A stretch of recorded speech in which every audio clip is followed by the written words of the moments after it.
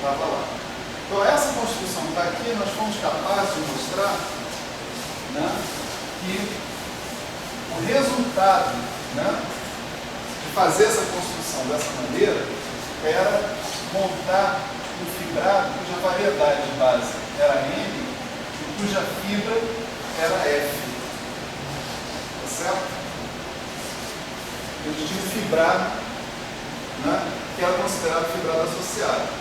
Observe que sobre o F, a gente tem a ação à esquerda do grupo. Certo? O grupo que age à esquerda sobre o F. Ele age à direita sobre o F, ele age à esquerda sobre o F. Então, aqui, ação de G à esquerda, né? Isso aí é um ingrediente, né, na construção do fibrado associado. Então, esse F tem que ter uma ação desse G definida à esquerda. Essa ação do G não precisava ser uma ação livre, deve ser uma ação efetiva, deve ser uma ação de vários tipos de ação que ele podia ter, né?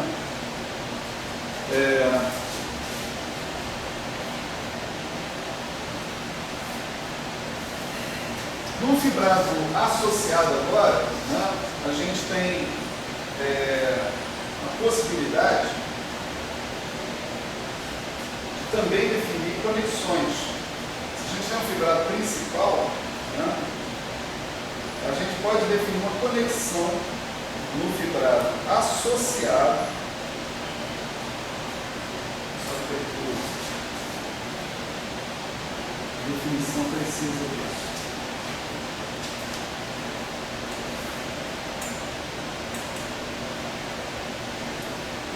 Não, desculpe. A conexão a gente vai continuar mantendo no fibrado principal. O que a gente pode definir é o conceito de levantamento horizontal de uma curva no fibrado associado. Você pode imaginar, se o fibrado associado tem fibra F, né, se tiver uma curva alfa aqui no fibrado principal, você vai ter uma curva, né, do fibrado associado, que é essencialmente, localmente, uma curva no espaço produto cartesiano M e cartesiano F, né, que vai implicar na escolha de um certo elemento de F para cada ponto que você tiver. Certo? Então você pode definir o levantamento horizontal dessa sua curva, né? É claro que para isso você precisa definir o espaço horizontal, etc. e tal, e você vai usar os instrumentos que você tem à sua disposição para fazer essas definições. Claro que a gente vai usar a conexão, né, mas não de uma maneira muito direta, porque eu preciso definir mapeamentos, né, entre o fibrado principal e o fibrado associado, para que eu possa fazer a conexão retrocedida para esses mapeamentos atuar no fibrado associado. Né? Então eu tenho o conceito sim de levantamento horizontal, né?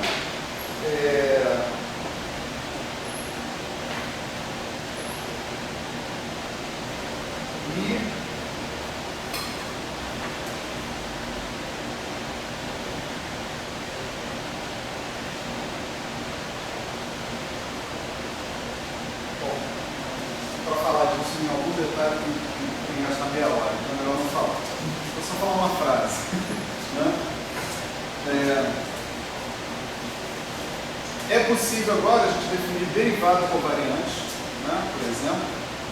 E o que eu vou derivar covariantemente? Né? São elementos do fibrado associado. Né? Então, por exemplo, eventualmente, se eu quiser falar de derivada covariante, eu vou ter que colocar uma estrutura de espaço vetorial no F, de modo que eu possa somar e subtrair caras, senão eu não consigo. Né?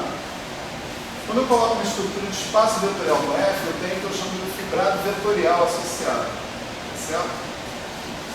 Nesse fibrado vetorial associado, eu posso definir uma derivada covariante como a diferença infinitesimalmente próxima de um vetor transportado paralelamente, um vetor com elemento de F, tá certo? Espaço vetorial. Quer dizer, que vetor é esse? Pode ser um tensor, pode ser de A a 4.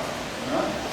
É a diferença do cara transportado paralelamente ao longo da curva pelo cara que já estava naquele ponto com o qual você quer comparar.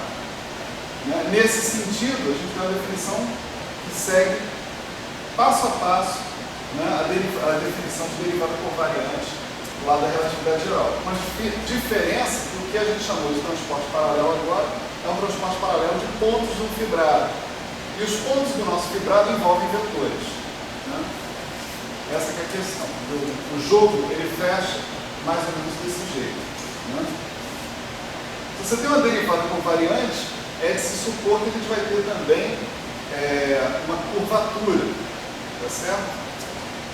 Curvatura foi definida como um comutador de duas derivadas covariantes sempre lá na relatividade geral. Aqui a gente tem uma definição um pouco mais estranha de curvatura. Né? Mas não é tão estranha assim. Né? Se eu tiver um fórmula, né? Não, se eu tiver uma K-fórmula, né?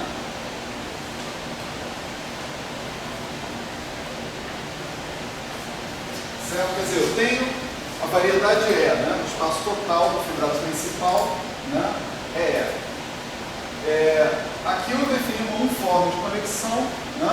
Mas eu posso usar o espaço produto tensorial dessas duas formas de conexão para definir duas formas de conexão, três formas, quatro formas, o que eu quiser, tomando valores na álgebra de Lie, etc. E tal.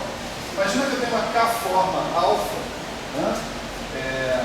Do E. Eu posso definir a chamada derivada exterior covariante da seguinte maneira.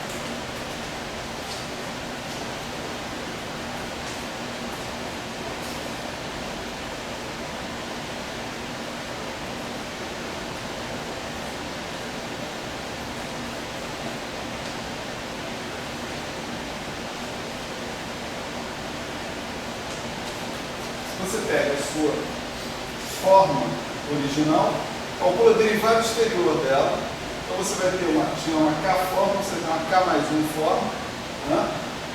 E ao invés de você calcular o x1, xk mais 1, né, você calcula em parte horizontal de x1 e parte horizontal de xk mais 1, certo? Essa definição que está aí, né, quando aplicada a curvatura, né, quando aplicada a conexão, né, vai me definir o que se chama de duas formas de curvatura, né, que era simplesmente isso aqui, D ômega é x,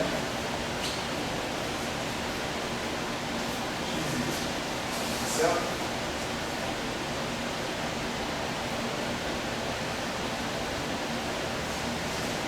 É possível a gente mostrar que esse objeto que está aí vai assumir uma forma, né? Por exemplo, no caso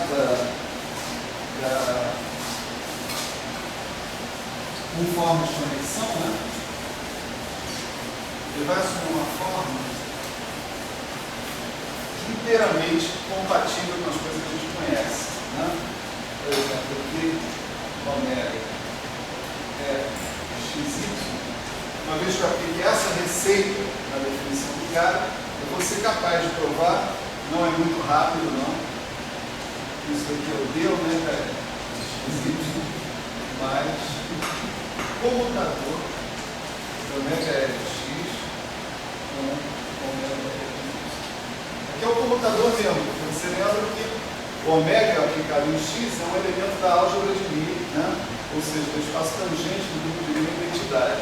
Então o que está aparecendo aqui é o comutador visto como a restrição do parêntese de Lie dos campos fatoriais à identidade. Né? Quando você escreve a curvatura, né? Isso aqui é a curvatura, né? Uma derivada exterior covariante da forma de conexão, você está escrevendo o que se chama de equação de estrutura de Cartan. Certo? E é bem interessante notar que, se você aplicar essa derivada exterior covariante mais uma vez, dá zero. Certo? Isso aí é o que a gente conhece por identidade de Bianchi. Certo?